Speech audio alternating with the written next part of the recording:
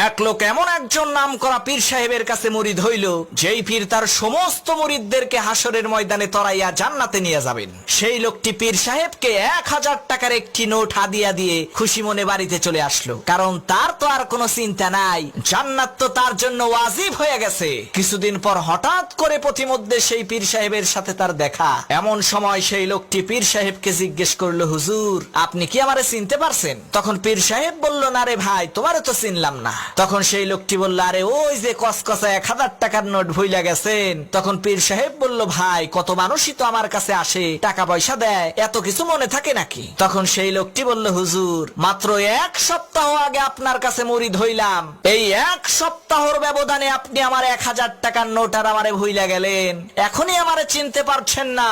তাহলে সেই কাল হাসরের ময়দানে লক্ষ কোটি মানুষের ভিড়ে আপনি আমাকে কেমন করে চিনবেন? না চিনলে জান্নাতে নিয়ে যাবেন।